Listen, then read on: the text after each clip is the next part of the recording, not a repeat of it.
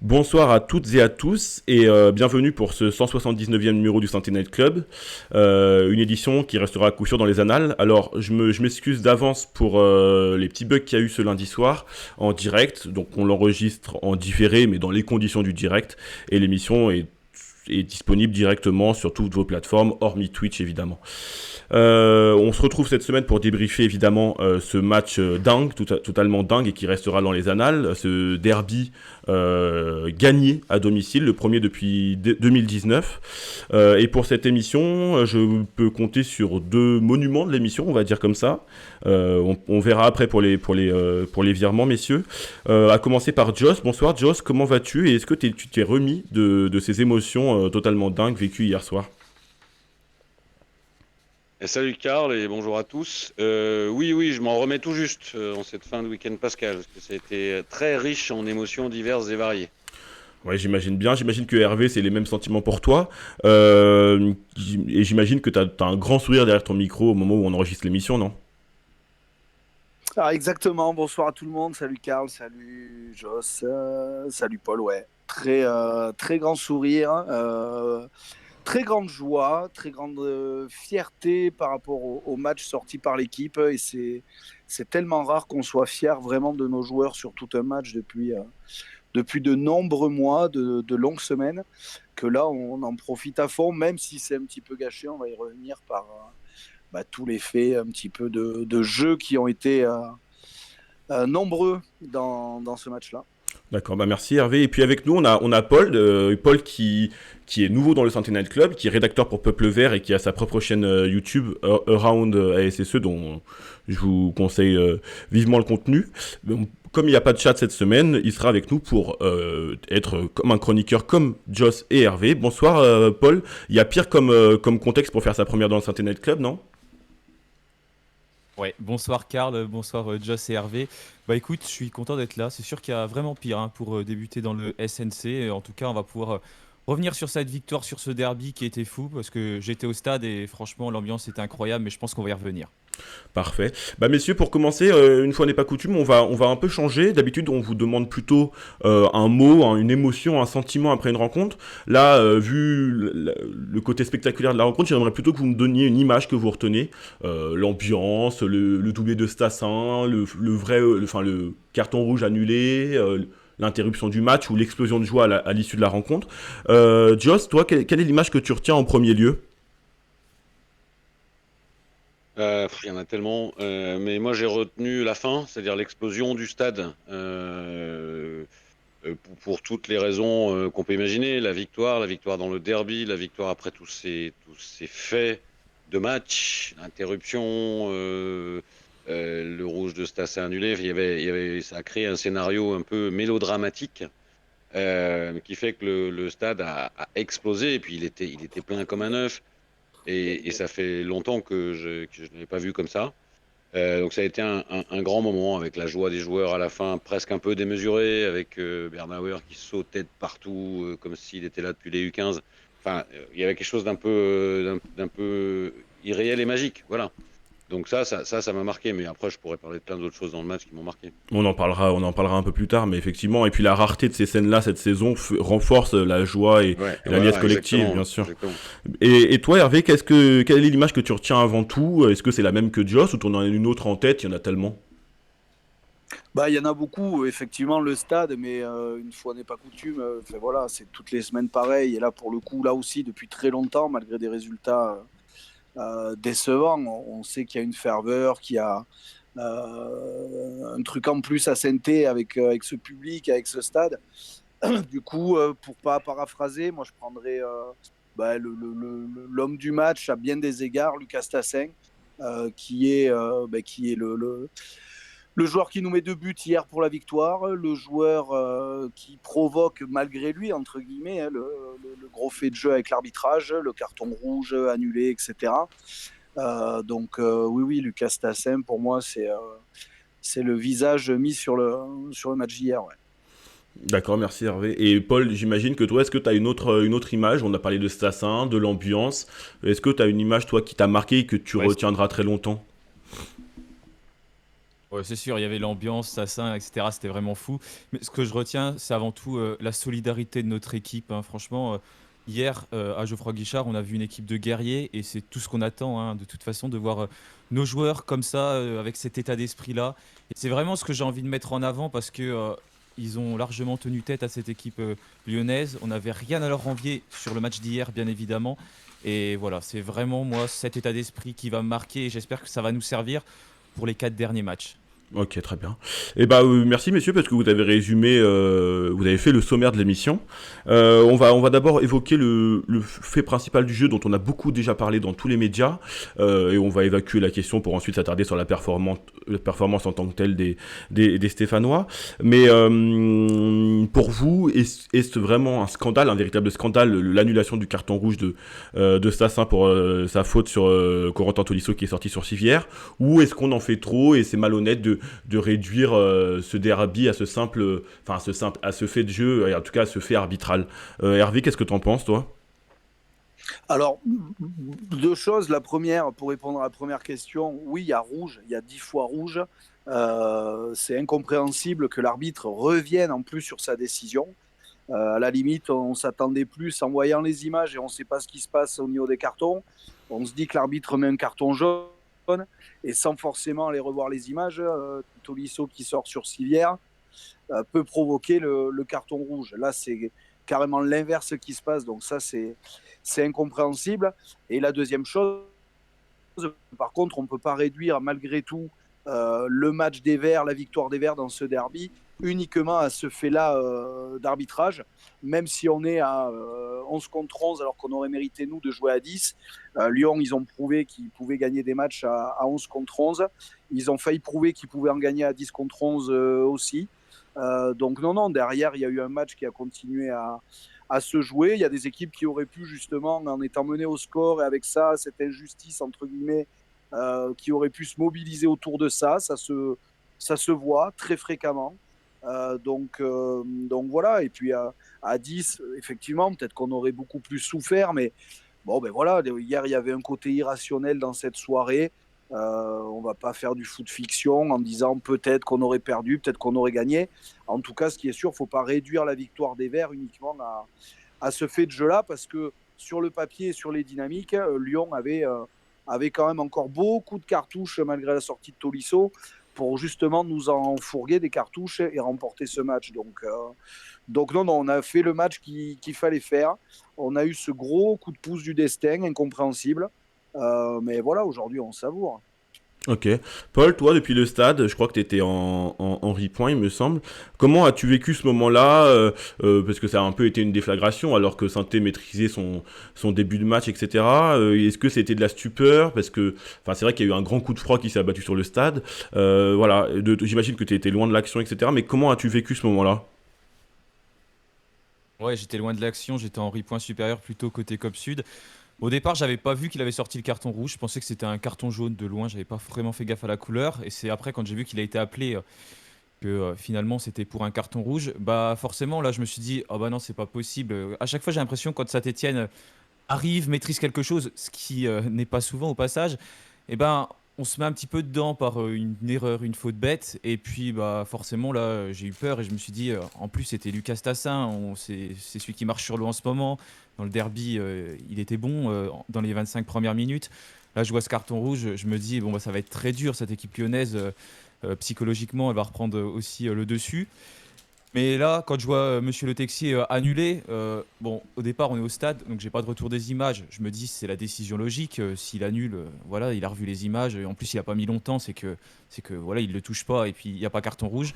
Après, c'est sûr qu'en revoyant les images, je comprends pas comment Monsieur Le Texier a pu annuler ce carton rouge parce que clairement, pour moi, il y avait carton rouge. Après, bon, on s'est fait pas mal avoir sur des précédents matchs, donc on va dire que ça compense, mais c'est dommage de compenser sur des choses comme ça parce que voilà, c'est pas normal qu'il y ait des erreurs d'arbitrage, surtout quand aujourd'hui il y a l'assistance vidéo et je comprends pas encore comment ça peut arriver. Donc ma première réaction, c'est que je me disais, eh ben ça y est, c'est fini, Lyon va revenir et puis on n'a jamais le droit au bonheur. Ouais, ok. Bah, il y a eu un deuxième fait de jeu. Enfin, cette fois-là, c'est plutôt extra sportif, mais qui a eu un impact considérable sur la rencontre. Euh, c'est euh, c'est le lancer d'une pièce de monnaie par un abruti fini présent entre Henri Point et le Cop Nord. On ne sait pas exactement encore l'emplacement, mais qui a touché la tête de l'arbitre de touche et qui a entraîné l'interruption de la rencontre pendant 42 minutes, il me semble. On a fait le choix de pas trop s'attarder sur ce fait de jeu-là parce que les médias l'ont suffisamment fait et parce que aussi on est désormais suspendu à la décision de la commission de discipline qui va se réunir mercredi et statuer sur le dossier. Donc on n'en parle pas et on va plutôt revenir sur le match. Et moi, il y a quelque chose qui m'a frappé, j'imagine que c'est votre cas également, c'est l'intensité mise par les Verts dès l'entame de match.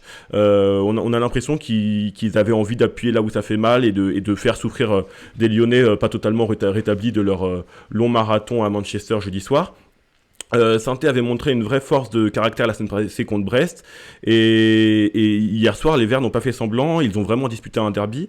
Est-ce que Hervé, tu t'y attendais avant ce match ou ça t'a surpris?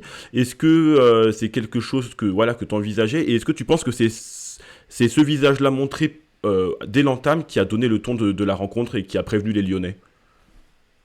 Alors, il y a un petit peu de tout parce que des entames comme ça, on en a fait quand même pas mal. On avait loué les deux matchs face au Paris Saint-Germain où on avait réussi à avoir cette entame-là. Et après, ce qui s'était passé, c'est qu'on jouait souvent qu'une mi-temps, soit la première, soit la deuxième. Mais en tout cas, sur l'entame, comme ça, très agressif dans le bon sens du terme, assez haut sur le terrain.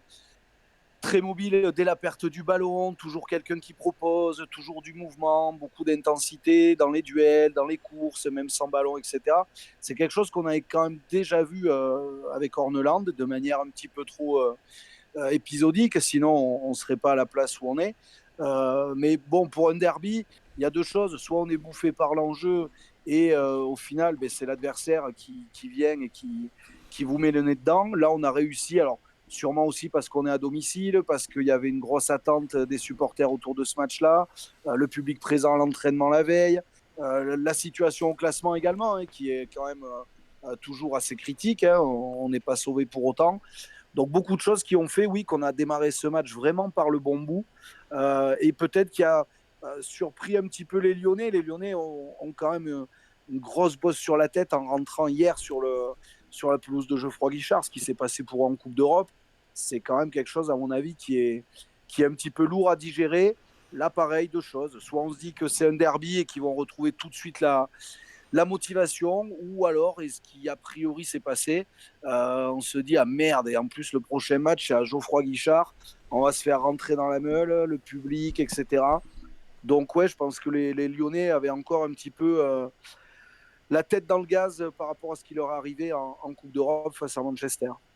Ouais, Josh, toi, tu penses aussi qu'effectivement la SSE a su capitaliser sur cette défaite psychologique et sportive évidemment de Lyon à Manchester? Alors déjà, Karl, si tu veux bien, je reviens 2 secondes sur le... J'aimerais quand même dire un mot, mais on le fera plus tard, après on va rester sur le sportif, mais dire un mot quand même de cette interruption et de ce qui s'est passé, parce que je pense qu'on ne peut pas le passer complètement sous silence. Mais pour en revenir au sportif, bon, je suis assez d'accord avec ce qu'a dit Hervé en fait, mais je pense que cette victoire, elle a été construite sur la conjonction de 3 éléments. Un, un super match des Verts, et alors là, je rejoins entièrement Hervé, c'est-à-dire que ce qu'on a pu voir par moment depuis qu'Orneland est là, ils sont arrivés à le faire sur tout un match, et c'est la première fois que je vois ça. Et du coup, ça valide par le résultat le projet, en fait. C'est-à-dire que quand tu es capable de faire ça sur 90 minutes, tu arrives à battre des clubs comme Lyon. Donc ça, c'est plutôt, j'allais dire, encourageant pour la suite, quelle que soit la suite. Deuxième aspect, c'est des Lyonnais, je pense, affectés psychologiquement et fatigués. Et le troisième aspect, c'est les choix tactiques de Fonseca, parce que ça, personne n'en parle depuis hier, mais il s'est encore trompé. Enfin, son milieu losange, ça marche pas. Et son milieu logeant, ça a laissé des espaces sur les côtés, notamment à Léo Petro. Si Léo Petro arrive à faire ce centre délicieux sur la tête de Stassin, c'est parce qu'il a personne qui vient le gêner. Et on connaît tous Léo Petro, on sait que c'est un garçon qui n'est pas très habile techniquement, et dès qu'il a du monde sur lui, c'est compliqué. Mais là, Léo Petro, il a eu plein d'espace, en fait. Je pense que la défaite, elle est aussi tactique. Il n'a pas su répondre à ce défi tactique, Fonseca, qui pour moi n'est pas, ça c'est un avis personnel que je me permets de glisser, qui n'est pas du tout la star que tout le monde décrit. D'ailleurs, à Milan, ils sont aussi de cet avis-là. J'imagine bien. Bah, c'est pour ça que l'aventure a aussi été plus ou moins courte. D'ailleurs, là, vous le voyez pas, vous, mais sur l'émission, ceux qui regarderont l'émission sur YouTube, je vous ai mis la hitmap de Léo Petro. Effectivement, on voit qu'il a été particulièrement haut. C'est également le cas de Denis Sapia sur les côtés. Effectivement, c'est ce que tu disais, Joss, mais l'équipe de Eric Horneland a su s'adapter au système tactique mis en place par Fonseca. Toi, Paul, est-ce que tu penses aussi que c'est la réunion de ces trois facteurs-là, ou est-ce qu'il y en a un qui prédomine, en l'occurrence la forme physique qui était totalement différente d'une équipe à l'autre, le schéma tactique mis en place, la continuité d'Eric Horneland, mais qui cette fois a pu répondre et correspondre au schéma tactique en face. Qu'est-ce que c'est, toi, le facteur X de cette rencontre? Je pense moi que le facteur X, c'est surtout le facteur mental, parce que pour moi, on a affronté cette équipe lyonnaise vraiment au meilleur moment. En perdant de la sorte contre Manchester, on ne pouvait pas rêver à un meilleur match, hein, pour nous, avec tout ce qui s'est passé, les retournements de situation, et puis la fin, la toute fin jusqu'aux prolongations. Ils jouent 120 minutes 3 jours avant. C'est quand même quelque chose qu'il faut prendre en compte. Et je pense que mentalement, ils n'ont pas réussi à s'en remettre vraiment. Ils n'avaient pas encore peut-être la tête au derby, parce que pour moi, c'est vraiment le facteur mental qui est primordial, parce que même quand ils ont pris le but, même après l'interruption, à chaque fois, j'ai pas senti une équipe lyonnaise qui avait vraiment envie de se révolter. Oui, ils ont pris la possession de balle en seconde mi-temps, mais même quand on regarde, ils étaient très très timides parce que les Stéphanois psychologiquement avaient pris le dessus. Donc j'ai senti à l'inverse une équipe stéphanoise qui mentalement était mieux, alors que bon, bah, avec les résultats qu'on a eu précédemment, c'est pas normalement le cas. Mais je pense qu'ils ont réussi à bien comprendre l'importance du derby, et puis notamment tout ce qui s'est passé avant. Ce match contre Brest a aussi certainement joué, parce que revenir 3 fois au score, mentalement, on avait repris de la confiance malgré tout. Donc on a réussi à inverser la tendance. Et puis après, bon, bah, ce qui s'est passé samedi avec l'entraînement ouvert au public, ça a joué aussi. On a Geoffroy Guichard, 40 000 fous furieux qui poussent. C'est sûr que bah, ça, je pense que ça aide énormément. Non, vraiment, on a réussi à prendre le dessus, et ce qui est positif, c'est qu'on n'a pas craqué, même quand on a pris le but lyonnais. C'est ce que j'avais un petit peu peur. Bah non, on n'a pas senti des Lyonnais. Après, en tout cas, moi, vu du stade, j'ai pas trouvé des Lyonnais capables d'aller forcément marquer ce deuxième but. Ça aurait pu arriver, bien sûr, mais ils n'ont pas poussé pour aller le marquer. Donc, mentalement, je pense qu'on a vraiment réussi à prendre le dessus, et puis tous les joueurs, même certains comme Michael Nadé, des fois on sait qu'ils peuvent faire des erreurs individuelles, ça n'a pas été le cas. Léo Petro n'a pas eu peur, et puis il est allé apporter ce qu'il pouvait offensivement. Donc c'est très bien. En tout cas, on a tous pris la mesure de ce match, et puis il va falloir que ça continue par la suite, et je pense que mentalement, on va encore pouvoir franchir un cap en gagnant ce derby pour les matchs qui arrivent, parce que c'est quand même le plus important après. Mais effectivement, parce que là, tu parlais de certaines individualités, et j'ai écouté le débrief de l'Afterfoot, et je crois que c'était Florent Gautreau qui soulignait justement que certains joueurs qui sont plutôt, je cite, moyens depuis le début de la saison, ont su se sublimer pendant cette rencontre. Est-ce que Hervé, toi, t'as des individualités, en dehors évidemment de Lucas Tassin, sur lequel on reviendra tout à l'heure, qui t'ont marqué, des performances individuelles qui t'ont marqué plus que d'autres? Ben moi, Tardieu, moi je militais en début de saison pour qu'il apparaisse un petit peu dans le 11 de départ, à l'époque où Dalloglio se plaignait qu'on lui ait enlevé toute l'ossature de l'équipe qui était montée. Il avait Tardieu sur le banc, qui ne faisait jamais jouer. Il avait même préféré mettre Fomba sur un match plutôt que de faire confiance en Tardieu. Alors, Tardieu, il a 33 ans, en plus aujourd'hui ou demain, je crois. Donc oui, Tardieu, il va plus nous faire des matchs comme il a fait hier soir toutes les semaines, ça c'est évident. S'il les fait, il les fait à son rythme à lui. Par contre, je trouve qu'il amène beaucoup de technique au milieu de terrain. La passe qu'il fait sur le deuxième but de Cardona la semaine dernière, c'est juste énorme. Je trouve qu'il amène de la sérénité, il amène de la technique, il a une bonne lecture du jeu. Des moments où c'est un petit peu chaud, il arrive à être un petit peu ce roublard qu'on n'avait pas depuis un petit moment au milieu de terrain, c'est-à-dire qu'il va aller chercher, trouver une faute, il va faire la faute qu'il faut sans prendre le carton. Il va vraiment amener un petit côté roublardise, mais voilà, tout en sérénité, en technique, en lecture de jeu. Et moi, hier, il m'a bluffé. J'étais plutôt fan de ce joueur-là. Dans l'état d'esprit, je pensais quelqu'un qui a l'air plutôt sain, plutôt bien. Hier, sa performance, moi, m'a vraiment plu. Ouais. C'est vrai que ça complique. Hervé, Vas-y, Joss. si je peux me permettre, Hervé, je pense aussi que sa condition physique peut expliquer aussi le fait qu'il ait peu joué en début de saison. Oui, sûrement. Il y avait sûrement ça. Maintenant, je trouve que, voilà, encore une fois, Oui, il a fait un bon match. ouais, techniquement, et puis la lecture du jeu, c'est un profil qu'on n'a pas vraiment. On a un petit peu des chiens fous, des joueurs voilà, qui jouent sur leur qualité, mais qui n'en ont pas pléthore au milieu de terrain. Lui, je trouve qu'il allie beaucoup de choses.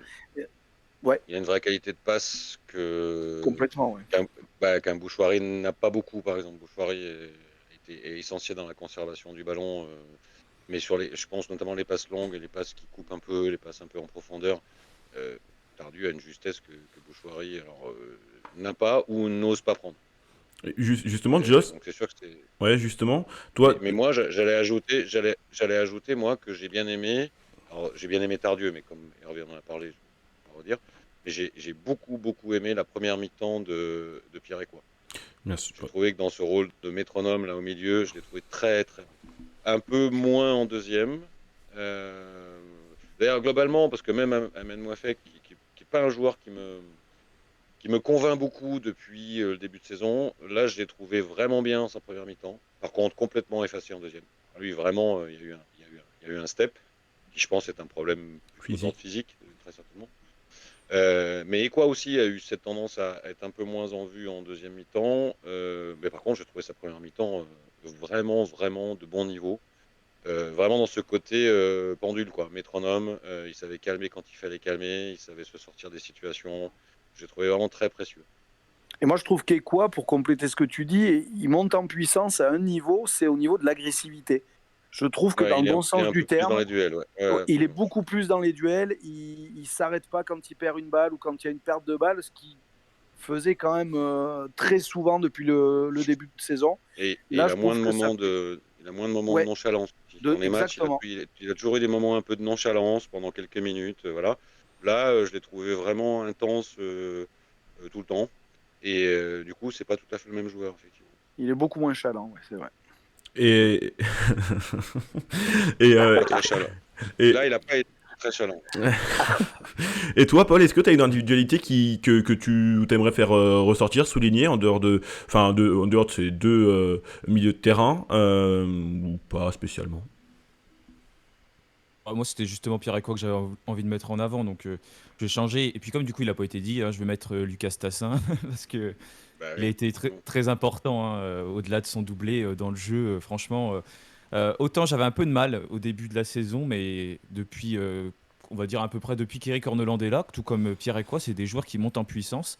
Et puis Tassin, c'est vraiment niveau plus, on le voit vraiment. Et là, même quand on se sent un peu en difficulté, ce qu'on essayait de faire en début de saison, lancer des grands ballons devant, ce qu'on faisait un peu avec Sissoko, on arrive à le faire avec Stassin, et Stassin, il arrive à le conserver ce ballon pendant 4-5 secondes, peut-être des fois même avant de subir une faute, ou des fois il va le perdre, mais même s'il le perd, le bloc a eu le temps de remonter, donc je trouve qu'il est très important, que ce soit dans le jeu pour marquer, et puis même quand on regarde les joueurs qui ont le plus couru hier, il fait partie des joueurs stéphanois, je crois qu'on fait le plus de kilomètres, ça doit être 12 km 300 il me semble, j'avais vu passer la statistique, donc c'est un joueur qui a vraiment compris, je pense, quel était son rôle dans ce plan de jeu d'Eric Orneland, et il est très important. Paul, c'est aussi, il joue aussi 25 mètres plus haut que la zone où lui demandait de jouer Dalloglio. Il joue vachement plus haut. Donc il perd moins d'énergie dans les trajets. Donc il est plus efficace, donc il est plus intéressant. C'est vraiment, je pense que ce mec-là, il est très adapté à ce système-là. Oui, et puis... Oui, c'est sûr, il est plus... Vas-y, Karl. Non, bien sûr. Je voulais juste rajouter que, effectivement, d'un point de vue statistique, c'est vrai que là, il réalise une deuxième partie de saison extraordinaire. Il a inscrit 11 de ses 12 buts en 2025, et notamment 9 buts sur ses 9 derniers matchs. Donc, c'est vraiment l'homme fort d'Eric Orneland, et Eric Orneland a su organiser son équipe, effectivement, autour de Lucas Tassin, avec, même si hier, ils ont été plus discrets, des relations qui sont vraiment maintenant très nouées et très fluides avec Zuriko Davidashvili et Ervin Cardona. Est-ce qu'aujourd'hui, vous êtes d'accord pour dire que c'est la meilleure recrue de la première saison de l'Air Kilmer, ou effectivement, par exemple, un Pierre Ecois peut rentrer dans la danse, dans le débat. Hervé, est-ce que tu as un avis sur la question?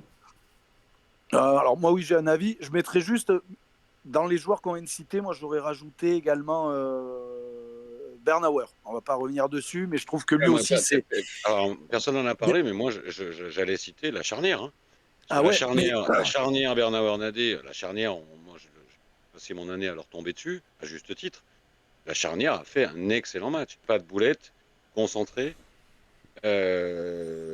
actif défensivement, actif dans les sorties de balles.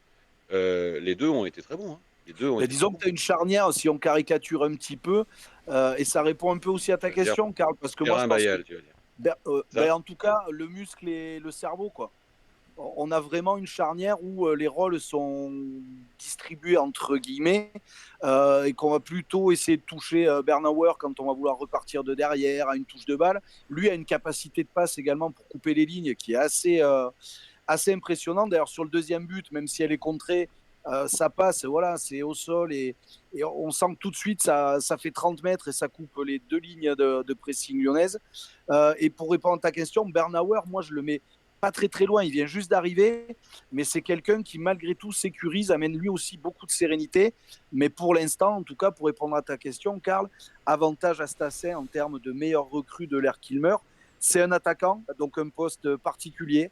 Même si le mec court dans tous les sens, etc., ce qu'on va lui demander, c'est de marquer des buts au buteur. Et là, force est de constater qu'il met les buts. Il met les buts importants, il met des buts même quand ça compte pour du beurre. Le 5-1 contre Marseille, ben, c'est lui qui met un but.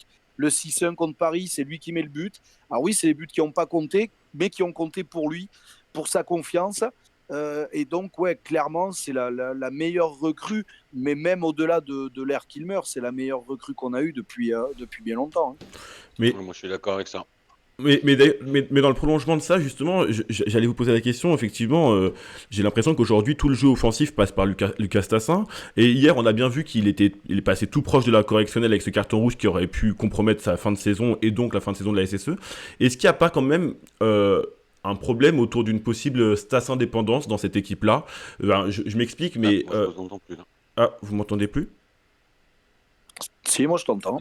Si, si. Ok, bah alors je vais te lancer, Paul, toi, mais est-ce que tu considères pas qu'il y a une forme de stas indépendance? On sait que il est passé proche de la correctionnelle, je sais pas si Je Dieu vous m'a entends à nouveau. entendu, et Ouais, c'est effectivement, bon, je vous entends à nouveau. parfait, et il est aussi sous le coup d'une possible suspension automatique en cas de prochain carton jaune. Qu'est-ce que t'en penses, Paul, toi? Bah ça, j'attends de le voir. Bah, j'ai pas envie de le voir, mais on peut se poser la question, c'est vrai, parce que c'est l'homme en forme, vraiment celui qui nous plante tous les buts pour l'instant et puis qui a une influence considérable dans le jeu, comme on l'a dit tout à l'heure. Si on avait pris ce carton rouge, bon, déjà, on n'aurait pas pu voir si on avait une stats indépendance, parce qu'on était à 10 contre 11, donc ça aurait aussi changé la physionomie du match. Mais c'est difficile de savoir parce que pour l'instant, on se demande qui peut vraiment réussir à tenir ce rôle d'avant-centre à Saint-Etienne. Depuis Brandao, en fait, c'est un peu le seul vraiment avant-centre qu'on a réussi à trouver pour l'instant. Et puis, il faut qu'il confirme, bien évidemment, sur la durée encore. Mais vu comment il monte en puissance, je me fais pas de soucis pour ça. Donc, j'attends de voir, en tout cas, ce qui peut se passer si jamais Stassin n'est plus là. Mais c'est clair que, en tout cas, même si on arrive à peu près à le remplacer avec quelqu'un d'autre, il manquera toujours ce petit quelque chose. Est-ce que Stassin est capable d'emmener il n'y a pas beaucoup de joueurs qui sont capables d'aller presser comme il l'a fait hier, de récupérer des ballons assez hauts. Et puis même quand il n'était pas face au but, il y a un moment donné, il a réussi à frapper en première mi-temps. Il aurait pu tromper Rémi Descamps, mais qui était bien placé, qui l'a arrêté. Il a toujours cette faculté à tirer et que ce soit à peu près cadré, même si c'est pas cadré, c'est pas forcément très loin. Et là, aujourd'hui, je vois pas forcément un attaquant stéphanois qui est capable de le faire et d'enchaîner aussi rapidement. Donc, on va voir ce qui va se passer si jamais voilà, il est suspendu, ce que je ne souhaite pas. Mais c'est clair qu'il a un rôle considérable et ce serait très difficile de s'en passer. Mais messieurs, pour continuer dans la veine des individualités, même si compte tenu du résultat, j'ai pas envie qu'on s'y attarde trop, mais est-ce que vous avez trouvé des joueurs en dessous hier soir ou pas du tout, et vous préférez garder la performance collective en tête, Joss? Ah ben moi, si, j'en ai un. Mais après, bon, je sais pas si c'est de l'ordre de la fixette. Peut-être que c'est un peu de cet ordre-là aujourd'hui, mais je, je, David Tachvili, j'y arrive pas. Je suis désolé, je n'y arrive pas. C'est un faux bon joueur, lui. dans ses attitudes, dans l'engagement qu'il met dans tout ce qu'il fait, il est en dessous des autres. J'ai peur que ce soit vraiment un tricheur à la Cafaro, en fait. Euh, Si on ajoute à ça qu'il est plus tellement décisif, hein, voilà, il a une très belle occasion hier. Il ne cadre pas. Je l'ai pas vu réussir énormément de dribbles alors que c'est censé être son point fort. Bah, il en a Enfin, raté 3. plus Ouais, le il en temps a. passe, Hmm. plus, Vas-y, plus le vas-y, temps juste. passe, plus je trouve que ce mec-là en fait, s'éloigne du contenu collectif de l'équipe. Bah, effectivement. Euh, donc pour moi, il est en dessous des autres hier, clairement. Et c'est pas le premier match que je le vois en dessous des autres. Bah, c'est vrai que les statistiques en attestent un peu. Tu parlais des dribbles réussis. Bah, d'après les statistiques, il en a raté 3 sur les 3 tentés. Je parle des centres aussi. 5 centres Il prend tâtés pas de sur pur. 5, 18 pertes de balles. C'est vrai qu'au final, il a peu de statistiques à son avantage, même si on connaît les limites des statistiques. Est-ce que toi d'ailleurs, Joss, en parlant de Et ça. même l'attitude, Karl, Hmm. même l'attitude générale, le langage corporel, enfin, je sais pas, moi, il y a quelque chose qui me dérange chez ce mec. Et est-ce Bah, que. hier, c'est pas quelque chose qu'on peut lui reprocher, je pense, hein. Parce qu'il a fini complètement cramé le match, hein. Je le voyais à côté, il en pouvait plus. Vraiment, il s'arrachait. Je suis d'accord qu'il était un petit peu à l'envers. Je trouvais sur certaines actions, il jouait un petit peu à l'envers des autres. Il était un petit peu dans ses dribbles. J'ai aussi du mal avec ça, mais par Ouais, contre, mais sur Paul, il est tout le le fait temps de comme ça, s'arracher, ce joueur. oui, bah Il est ça, tout le ça c'est temps. quelque chose, Alors, malheureusement, oui, qui moi, il arrive me fréquemment rappelle, avec lui. je vais vous faire un parallèle qui va vous paraître un peu cavalier, mais ça me rappelle un peu l'histoire de Victor Lobry. Bah, pour un Victor cowboy, t'as Lobry, le droit, quoi. exactement. J'espérais que tu la relèves. Ma femme me dit pareil. Victor Lobry, 6 premiers mois chez nous, tout le monde s'accordait à dire que c'était notre meilleur joueur, alors que Victor Lobry, finalement, un joueur très très moyen, mais parce que, en fait, c'était le désert autour de lui. C'est un peu la théorie des reliefs. Et j'ai peur que David Ashvili, on l'ait vu beau parce qu'au début de la saison, il a eu des stats. Peut-être que les gens ne le connaissaient pas encore bien, hein. Et depuis, on est d'espèce de désert là, parce qu'il réussit plus grand-chose, parce qu'il est plus présent dans les stats offensives. Et puis je ne sais pas, alors là c'est de l'ordre du ressenti, mais je trouve qu'il y a quelque chose de déconnecté chez lui par rapport à l'équipe. Voilà. Euh, mais une fois encore, c'est peut-être personnel. En tout cas, ce qui n'est pas personnel, c'est que je pense que hier, il a été quand même. Alors peut-être il a eu la débauche d'énergie que j'ai pas voulu voir, hein. Je veux bien t'entendre, Paul, là-dessus, mais je trouve qu'il était à côté du collectif. Et est-ce que tu penses que, alors l'effectif offensif est limité sur les côtés, mais est-ce que tu penses que la question de sa titularisation systématique dans cette équipe-là d'ici la fin de la saison, ça se pose ou pas? Non, moi je pense qu'il ne se la posera pas, parce que s'il avait dû se la poser, ce serait déjà fait. La question qui se pose par contre, c'est de lui faire terminer tous les matchs comme ça. Je pense qu'à un moment, alors tu vas me dire, on n'a plus beaucoup de solutions maintenant sur les côtés, mais tu as quand même récupéré Benol, tu as récupéré Wadji, tu as des solutions de mecs rapides. Euh, Moi, ça m'aurait pas déplu qu'à la 60e, il fasse du turnover hier. Voilà, D'accord. ça m'aurait pas déplu. Mais Euh, visiblement, Orneland n'est pas de mon avis. Donc voilà. bon. Et est-ce que Hervé, Paul, vous avez un flop qui se dégage ou pas du tout? Je sais pas. On n'a pas défensivement. Je sais que notamment Denis Sapia a reçu un 4 dans l'équipe. Est-ce que vous trouvez ça mérité ou un peu sévère? Bah, un peu sévère dans la mesure où il n'y a pas eu de grosses ou de grossières erreurs de sa part, si ce n'est deux ou trois glissades dans les 20 dernières minutes.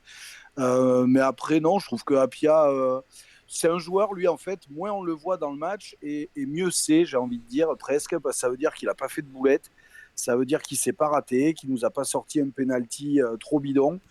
Moi, lui, beaucoup lui tombe dessus. Moi, je trouve que c'est quelqu'un qui est sérieux, qui a un niveau qui est le sien, mais qui, sur un match comme hier, est tout à fait dans l'esprit. Lui aussi, il s'arrache. Physiquement, il a de la caisse. Offensivement, on l'a un petit peu moins vu que face à Brest, où par contre, il avait été très bon la semaine dernière. Donc, non, pas Il change de vraiment de crampon flop. quand même, hein. Pardon. Faut qu'il change de crampon par contre. Ouais, là, faut qu'il change de crampon parce Ouais, parce que qu'effectivement, il y c'était en a quand eu même un deux, peu trois dangereux, hein. d'affilée. Mm. C'était Ouais, un ouais. peu, voilà. Mais après, non, honnêtement, pas trop de flop hier, si ce n'est, voilà, je vais pas répéter ce qu'a dit Joss sur David Ashvili. Je veux même me faire l'avocat du diable. Je pense que il l'a montré d'ailleurs lui aussi la semaine dernière. Il a une qualité, pas toujours, mais souvent sur coup de pied arrêté sur les corners.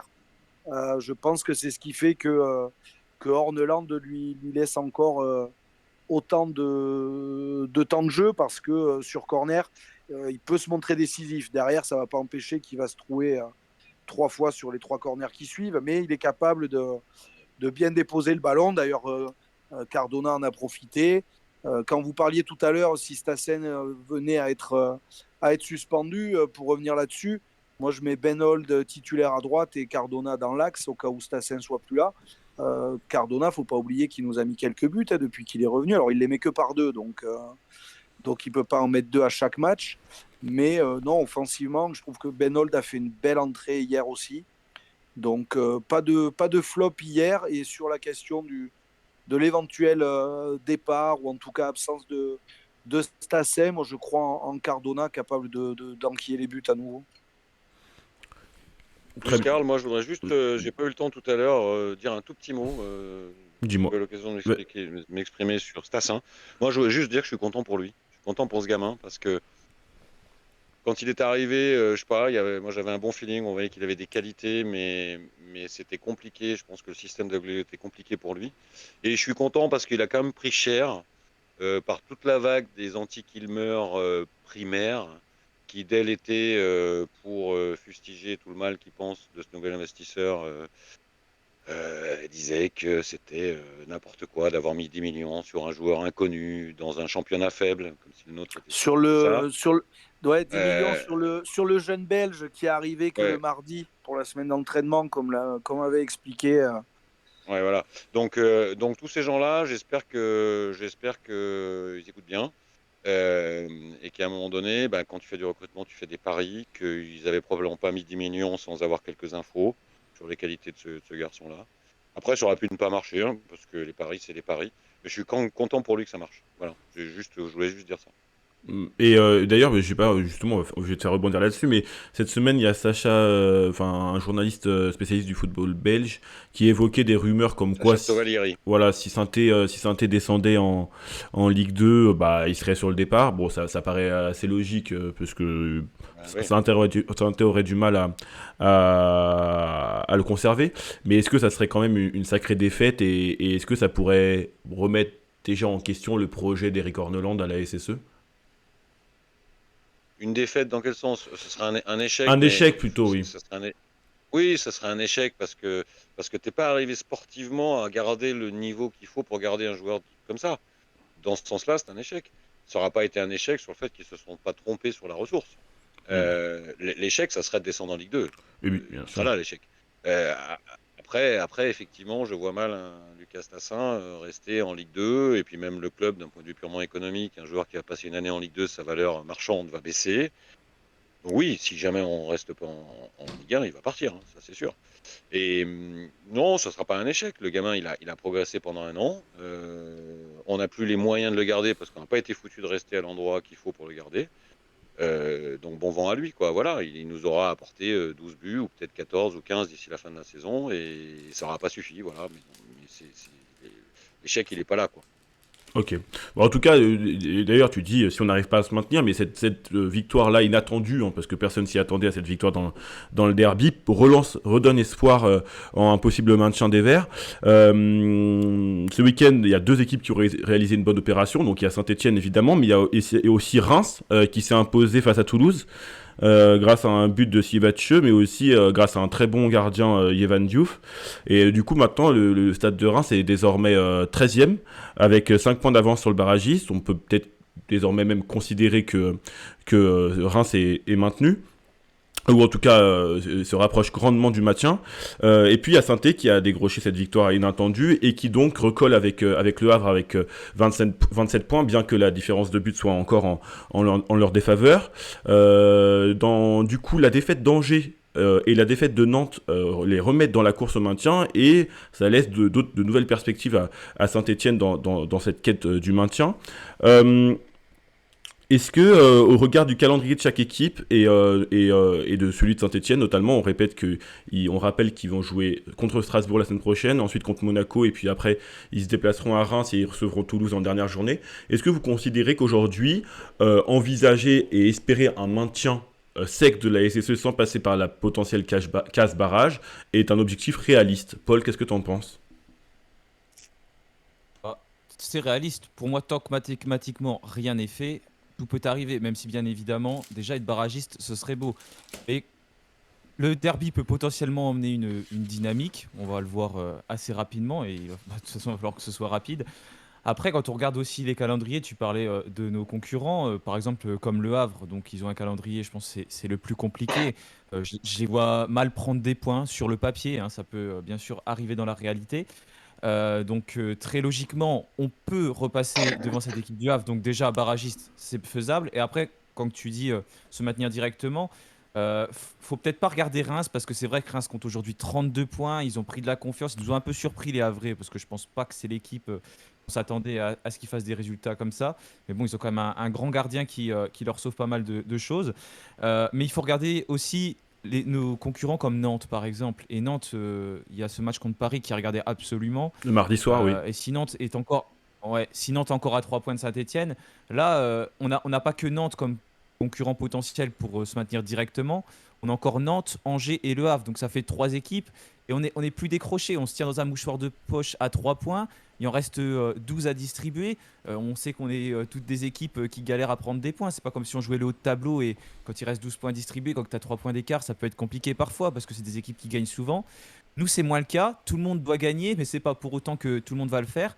Donc, moi, je pense que ça peut être toujours réaliste de se maintenir directement. Et d'un week-end à l'autre, on le voit, ça peut tout changer. Beaucoup étaient défaitistes. Ils disaient, ça y est, on va même pas réussir à être barragiste. Et finalement, on gagne ce derby contre Lyon, donc ça nous replace totalement. A contrario, on aurait pu être encore 3 points derrière.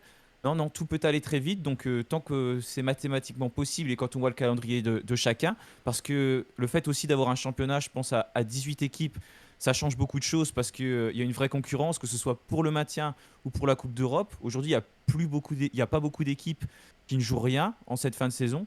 Donc ça, c'est très important et ça va pas forcément fausser le championnat. Donc j'y crois. Je pense qu'un maintien direct peut être possible, même si bien évidemment, je suis pas optimiste sur le fait qu'on va se maintenir directement, parce que faut déjà prendre des points. Et puis malgré tout, on dit qu'il faut pas tout le temps regarder les autres, mais il faut quand même regarder ce qu'ils font, parce que s'ils gagnent tout et que nous on gagne tout, on sait très bien qu'aujourd'hui, on va pas être maintenu directement. C'est vrai que tu parlais du Havre qui est dans notre ligne de mire, mais c'est vrai que leur calendrier, je le rappelle, ils affrontent Monaco, Auxerre, Marseille et Strasbourg, alors qu'à côté, il y a des équipes, par exemple, comme Angers, qui ont aussi un calendrier compliqué avec Lille, Nantes, Strasbourg et Lyon pour finir. Hervé, toi, est-ce que tu considères que c'est atteignable de dépasser, par exemple, des équipes comme Nantes et Angers, qui, il y a encore 1 ou 2 semaines, on pouvait considérer qu'ils étaient hors de course pour le maintien, qu'ils étaient hors de portée plutôt? Bah, pareil, hein, tant que mathématiquement c'est jouable, il faut y croire. Et puis, moi je suis pas tout à fait d'accord par contre sur ce que tu disais, Paul, je comprends, mais je mettrais un petit bémol quand tu dis les équipes qui sont en haut de tableau, qui jouent l'Europe, c'est pas pareil pour eux quand il y a 3 points à aller prendre ou quoi. On s'aperçoit qu'aujourd'hui, on parle pour la course à l'Europe, on parle d'un club comme Strasbourg. Il y a 2 mois de ça, Strasbourg, personne ne les imaginait lutter vraiment pour l'Europe. Brest, qui, même s'ils ont perdu ce week-end, ben, potentiellement peut-être aller encore décrocher quelque chose. Nice, un coup ils y sont, un coup ils y sont plus. Lille, un coup ils y sont, un coup ils y sont plus. Monaco, on a failli voir un coup ils y sont, un coup ils y sont plus. Et pour cette course, pour se sauver, ben, j'ai l'impression que c'est un petit peu pareil. Nantes, un coup ils y sont, dans le ventre de la relégation et puis d'un seul coup ils en ressortent parce qu'ils réussissent un coup. Fait voilà, Angers pareil, on les croyait sauvés il y a quelques semaines, finalement ils sont encore à portée de fusil. Reims cette semaine, on se dit ça y est, ils se sont échappés, mais ils sont pas à l'abri de perdre leurs 2 ou 3 prochains matchs. Bah, ça aussi ils savent le faire. Donc non, ça va rester serré, je pense, jusqu'au bout. Nous, ce qu'il fallait faire, c'était réussir un coup contre un très gros, avoir justement une victoire inattendue, comme l'ont fait toutes ces équipes. Nantes l'a fait, Reims l'a fait, Angers l'a fait, Le Havre l'a fait. Nous, on l'avait fait en tout début de saison face à Lille, mais c'était vraiment pas avec le jeu qu'on avait réussi à accrocher un gros du championnat. Ce week-end, on le fait avec la manière. Voilà, moi j'ose espérer que ça va vraiment inculquer un truc et que contrairement à d'autres équipes qui luttent pour rester en Ligue 1, ben, nous, notre série positive, hein, elle va arriver maintenant et dans les 4 derniers matchs, 5 derniers matchs avec celui d'hier, et que ben, on aura démarré, nous, peut-être très tard, après tout le monde, mais qu'on aura démarré au bon moment. J'ai envie de croire à ça. Toi, Joss, en compte tenu de la dynamique qui a été enclenchée d'une part contre Brest et puis surtout hier contre Lyon, et au regard du calendrier, je répète, en Strasbourg, Monaco, Reims et Toulouse en fin de championnat, est-ce que combien de points penses-tu être atteignable en étant réaliste ouais, en étant réaliste. Alors, moi, je dirais comme ça, si je devais établir où on va prendre des points, où on va pas en prendre, je Ouais. pense qu'on n'en prendra pas à Strasbourg. Et je pense qu'on n'en prendra pas contre Monaco. Par contre, je pense qu'on peut en prendre entre 4 et 6 entre Reims et Toulouse. Pour les raisons qu'a évoqué Paul, c'est-à-dire que finalement, Reims, cette victoire contre Toulouse ce week-end est plutôt une bonne chose parce que les affronter à un moment où ils seront quasiment sauvés, c'est pas la même chose que de les affronter pour un match au couteau pour la place de barragiste. Ils auront peut-être un tout petit peu moins le couteau entre les dents. Et Toulouse, on va les jouer à un moment où clairement, ils n'auront plus rien à jouer. Donc je pense que c'est jouable de prendre entre 4 et 6 points sur ces deux matchs. Après, effectivement, ça va dépendre des calendriers des autres. Mais enfin, Le Havre a quand même un calendrier très Mhm. complexe, comme tu l'as dit. Eux, je les vois éventuellement prendre 3 points contre Auxerre, mais pas bien plus. Donc ça suffirait déjà là, avec ce que je viens de dire, même si on n'en prend que 4 pour être au moins au-dessus d'eux, c'est-à-dire que Barragiste. au moins barragiste. Après, ça dépendra d'Angers, de Nantes. Juste pour faire un peu le pisse-froid, je pense juste qu'il faut être un tout petit peu prudent sur ce qui va se passer là, après ce match, après le derby, sur la commission de discipline, sur ce qui va se passer, sur ce qui va se passer en commission d'arbitrage, parce que bon, on sait que certains cartons rouges ont été annulés en commission d'arbitrage après qu'ils aient été donnés par des arbitres. On pourrait imaginer que le contraire se passe, par exemple. Et aborder des matchs qui arrivent sans Lucas Tassin, ça ne serait pas la même chose que de les aborder avec. On peut aussi imaginer, suite au jet de pièces, éventuellement un huis clos et jouer à Geoffroy Guichard sans public. C'est pas la même chose que jouer à Geoffroy Guichard avec le public. Donc, faut être prudent. Il y a ces données-là à prendre en compte. Donc, on en saura plus à la fin de la semaine quand la commission de discipline aura statué. Mais bon, si on n'a pas de mauvaise surprise de ce côté-là, c'est comme ça que je vois le scénario se dérouler. Donc, oui, je pense que un maintien direct est encore possible. Il faudrait que les planètes soient bien alignées quand même. Et une place de barragiste est là, pour le coup, atteignable. Voilà. Ouais, c'est dingue comme un seul match, en plus Ah ben de oui, tout le contexte tout. que procure le derby, comment un seul match peut nous replacer totalement au cœur de la course pour le maintien. Alors je me souviens de l'émission de la semaine dernière avec Timothée et Antoine, où le pessimisme Ouais, était de on est rigueur tous. et on n'y croyait plus du Ouais. tout. Voilà, on n'y croyait quasiment plus, quoi. Mais du coup, comme tu l'as dit, prendre les matchs les uns après les autres, et le prochain match, c'est samedi à la Méno. Un sacré défi, parce que les hommes de Eric Orneland se déplacent sur la pelouse du Strasbourg de Liam Rosenior, et c'est un Racing en pleine bourre, deuxième équipe de Ligue 1 sur les 20 derniers matchs, qui n'a perdu qu'une seule fois sur ses 17 dernières rencontres. C'était à une défaite à Rennes le 2 février, donc ça commence à remonter, 2 mois et demi. Une autre statistique qui a de quoi rendre un peu pessimiste, c'est que le RCSA n'a pas encaissé un seul but sur ses 3 dernières rencontres et qu'elle est invaincue à la Méno depuis novembre 2024. Donc bon, maintenant que ce sombre tableau est dépeint, est-ce qu'il y a quand même des raisons d'espérer, si on se concentre uniquement sur, comme on en a parlé juste avant, la dynamique stéphanoise, ces 4 points engrangés en 2 matchs contre des adversaires dont on n'envisageait absolument pas d'en prendre de points avant de les jouer. Est-ce qu'il y a des raisons d'espérer selon toi, Paul, ou ça s'annonce quand même très compliqué et on va devoir serrer les fesses? Ouais, ça va être très compliqué, surtout que on avait gagné à l'aller, donc ils ont une revanche à prendre, même si peut-être qu'ils y pensent pas forcément. Et puis surtout, moi, ce qui me fait peur, c'est qu'ils étaient bien revenus dans cette course à l'Europe, à la Ligue des Champions même.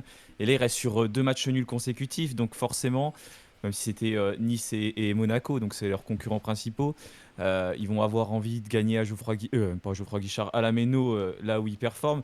Mais les raisons d'y croire, pour moi, c'est le déclic, hein, que peut emmener le derby, tout simplement. Si on a réussi à construire quelque chose, et comme je parlais tout à l'heure, mentalement, si voilà, on arrive à prendre le dessus sur Lyon, on peut potentiellement faire aussi face à une autre équipe.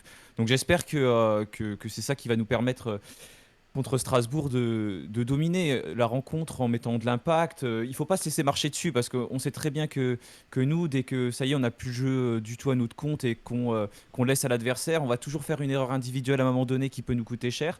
Donc pour moi, les raisons d'y croire, c'est vraiment cette victoire du collectif contre Strasbourg. Après, comme l'a dit Joss, j'espère que ça ne va pas arriver, que Lucas Tassin va pas potentiellement avoir un carton rouge, mais bon, je pense pas qu'il puisse prendre cette décision-là à ce moment-là. Mais il va falloir en tout cas démarrer ce match comme on l'a fait contre l'OL et le faire jusqu'à la fin de la saison, s'arracher et puis croire en nous et avoir de la confiance jusqu'à la fin de la saison. Toi, Hervé, est-ce que tu penses que c'est possible d'obtenir un point, ne serait-ce qu'un point sur la pelouse de la Méno, ou ça s'annonce très compliqué et on pourrait faire une croix sur ce match-là pour glaner des points comme pense Joss? Non, moi je pense qu'il faut pas. L'un n'empêche pas l'autre. Oui, ça va être compliqué, ça c'est évident. Mais par contre, on peut quand même aller chercher quelque chose, encore une fois, sur la lancée du derby, justement. Eux qui, alors, voilà, pas contre-performer, on va pas exagérer non plus, mais effectivement, reste sur des matchs peut-être un tout petit peu moins aboutis. C'est peut-être le bon moment pour les prendre aussi. Mais non, non, il faut y aller en tout cas. De toute façon, on n'a pas le choix. On sait qu'il reste plus que 4 matchs. Il y a eu des surprises tout au long de la saison, comme je le disais. Marseille qui va prendre une déculottée à Auxerre, qui mettait plus un pied devant l'autre depuis 5 ou 6 matchs. Même chose contre Reims, je crois, un petit peu plus tôt. Enfin, il y a eu plein de surprises. Il faut qu'on continue, nous, là-dessus. Ça serait un sacré message envoyé. En tout cas, on va avoir une équipe qui, comme avec Horneland, va vouloir jouer, va vouloir se sauver comme ça en jouant. Donc non, non, il faut y aller, ça sera compliqué, tous les matchs vont être compliqués, mais il faut y aller et prendre un point, honnêtement, moi j'y crois. Toi, Joss, est-ce que tu ferais des changements dans la composition, ou tu renouvellerais l'équipe qui a été gagnante et glorieuse face à Lyon? Je rappelle juste que par exemple, Ivan Masson est de retour de suspension. Moi, je fais partie de ceux que je pense que quand tu as une équipe qui est sur une performance, une série de performances, modifier, c'est prendre un risque sur l'équilibre. Alors, sauf quand tu t'appelles Luis Enrique, que tu as 3 équipes et que tu as un intérêt à faire du turnover. Nous, je crois, pas intérêt à le faire. Il faut compter pour les 4 derniers matchs sur ces grognards-là. Euh, donc moi, je changerai pas l'équipe, parce qu'il y a un vrai risque de rompre l'élan, à mon sens. Euh, Après, il y a des changements qu'il est obligé de faire en fonction des présences et des absences. Bon, Bouchoirie, a priori, il va falloir s'en passer jusqu'à la fin de saison. Donc voilà. Donc, mais moi, je redémarrerai comme il a démarré là. L'équipe a trouvé une forme d'équilibre, et, je ferai confiance à ces gars-là. Après, pour revenir sur le déroulé, moi, je suis d'accord quand même sur le fait qu'il faut aller à Strasbourg avec l'ambition de gagner le match, ou de ramener au moins un point. Je préfère me dire que, objectivement, on a plus de chances de faire nos points sur Reims et Toulouse. Comme ça, le reste, ça sera du bonus. Et, et Strasbourg, moi, je trouve que c'est une équipe qui joue quand même vraiment bien. Voilà, vraiment bien. Sont difficile à tordre à la Méno. Mais bon, voilà, pourquoi pas. Après, si on revient avec 1 point ou 3 points de la Méno, ce sera toujours ça de gagner encore plus sur le timing, quoi. Voilà. Ok, très bien. Est-ce que tu as un petit prono à nous donner, Joss, ou pas? Je veux donner le prono du cœur. À la Méno, je Oui. veux dire un partout. Même si au fond de moi, je pense qu'on a quand même plus de chances de le perdre. Mais je veux dire un partout. Parce que on marque toujours au moins un but. Et il n'y a pas de raison que contre une équipe joueuse, parce que c'est une équipe très joueuse, très très très joueuse, Strasbourg, on n'en mette pas un. Après, c'est une équipe qui est très forte offensivement aussi. Donc voilà, un partout ou 2-2. Mais je veux dire un partout. Ok, très bien. Et toi, Hervé? Moi je dirais 2-2, parce qu'effectivement c'est une équipe joueuse, même si on a gagné un petit peu en confiance. On va prendre des buts de toute façon, mais on est capable d'en marquer, donc ouais, moi je dirais 2-2. Ok, très bien. Donc deux matchs nuls pour l'instant. Et toi, Paul? Aussi un match nul, ou plus d'optimisme, plus de pessimisme? Plus d'optimisme, moi j'ai du mal à pronostiquer toujours autre chose qu'une victoire. Mais je vois un match fou aussi avec pas mal de buts. Je pensais à un 3-2 pour le derby, donc je vais dire un 3-2 aussi contre Strasbourg, et puis avec notamment Davitashvili qui marque pour faire plaisir à Joss. Ok, bon, en tout cas, nos 3 chroniqueurs voient donc au moins la SSE ramener au moins un point de la Méno et donc poursuivre sur cette dynamique enclenchée depuis Brest. Bon, on va passer sur la dernière partie de l'émission, un peu plus ludique, le Saint-Étienne Night Club Challenge. On va le faire à 3 cette semaine, ça rajoutera de l'adversité pour Hervé et Joss. J'ai une petite question, je ne sais pas si vous avez lu la presse. C'est complètement truqué, ça c'est absolument truqué, c'est pour que je ne gagne pas le quiz. Bien sûr. Pierre qui veut gagner à la fin, comme prévu. Ah, mais tout est manigancé, tu le sais bien, Joss. Je sais depuis le début, hein. Moi, bien sûr.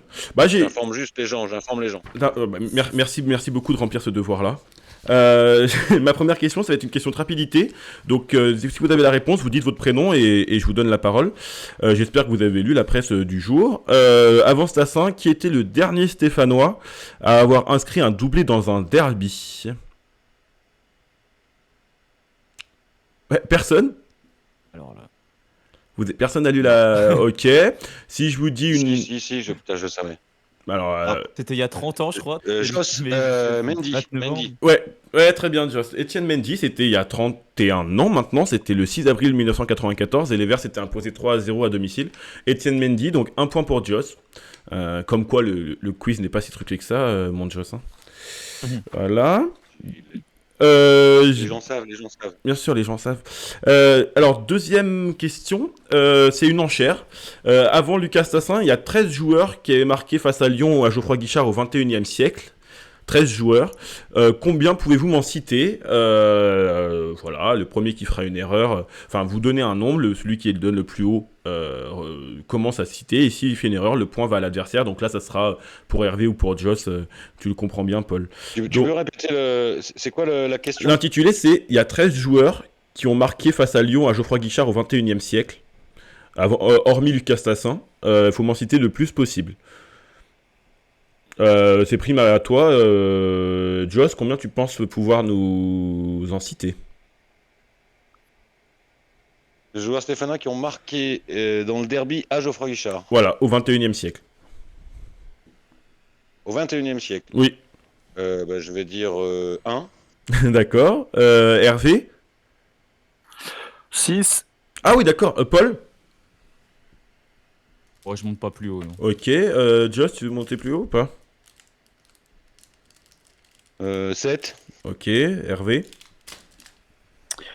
8. Ok, c'est joueur. Joss?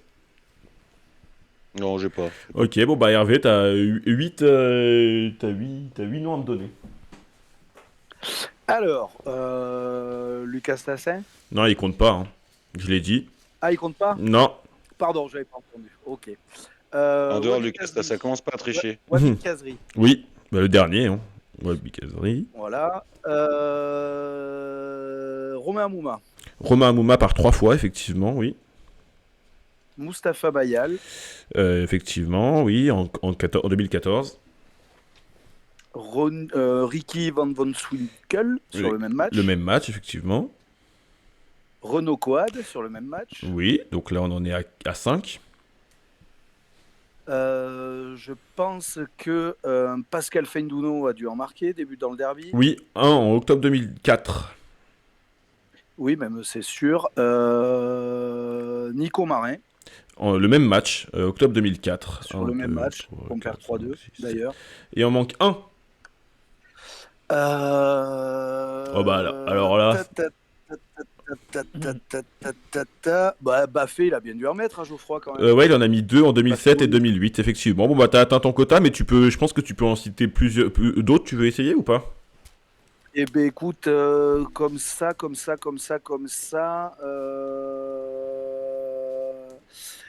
L'époque. Un blond scandinave. De quoi? Un blond scandinave. Ah, ben oui, Soderlund, Monet Paquet. Voilà, oui. Mais il y en a encore, Le capitaine des États-Unis à l'époque, Bocanegra. Oui, aussi. Et il y en a 2, mais franchement, les 2 sont. Enfin, il y en a un. Je suis surpris que tu me l'aies pas cité, mais il y en a 2. Alors, il y en a un. Il y en a un, c'était en 2011 et l'autre était en 2019. À Geoffroy Guichard. Quand même, non. Non, pas non. En 2011. 2011, oui. 2011 et octobre 2019. C'est la dernière victoire de la SSE en derby, Hervé. Gradel. Gradel, non. Ah oui, Maxime Gradel. Non. il Gradel, avait non. marqué dans le derby, non? Un Gradel, c'était à Gerland. Ouais. Ça, Oui. c'était, C'était, ouais. Merde, qui c'est qu'il y avait? En 2019. 2019, À la fin du match. fin du match, centre de bout de bouse. Ah putain, Beric! Bah oui, con. quand même, voilà. Hein, t'as surpris que tu me l'aies pas cité Ouais, plus Mais tôt. non. Et le dernier, c'était C'est vrai. Aubameyang. Aubameyang en Ah oui, octobre Aubameyang. 2011. Mais tu nous Ouais. as cité, bah du coup, 11, hein, bravo Hervé. Donc un point partout. Et la dernière question, ça va être une... voilà, c'est chacun votre tour, vous allez me donner le nom d'une personnalité. Donc ça peut être un joueur, un coach, un dirigeant, passé par Strasbourg et Saint-Étienne. Le premier qui se trompe donne le point à l'adversaire. Donc c'est Hervé qui a gagné le point. Hervé, prime à toi. Ah, c'est prime à moi, là? Oui. Strasbourg, SNT. Il y en a beaucoup, hein.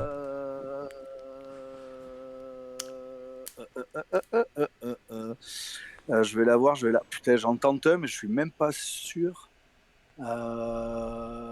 Coad. Oui. Ouf. Joss. Jean-Eudes Daoulou. Oui. Paul. Pour te faire plaisir, Saïdousso. Oui. Hervé. Idriss Saadi. Oui. Joss. Ivana Sek. Oui. C'est à Paul. Dreyer.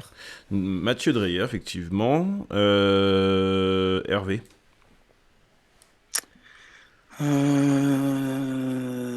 Strasbourg, Sainté, Strasbourg, Sainté, Strasbourg, Sainté. TikTok, TikTok.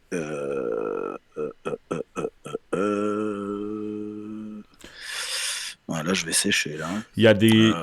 Alors, il y a des coachs. Il y a des coachs qui étaient joueurs dans un club et coachs dans l'autre club. Qu'est-ce que je peux te citer d'autre? Il y a un défenseur qui est passé aussi par Monaco. Enfin, voilà, il y en a pas mal de... Est-ce que Ronel, Pierre Gabriel, Oui. il a pas fait les deux? Oui, passé par les deux clubs. Joss. Ah, il y a d'ailleurs un joueur qui est... Gérard Soler. Oui, Gérard Soler, effectivement. Paul. Oh là là. J'essaye de voir les joueurs récents. Il y a un joueur qu'on a... Bouanga, il avait pas été Si, prêt. Bouanga. Bouanga a joué dans les deux clubs, effectivement. Hervé. Il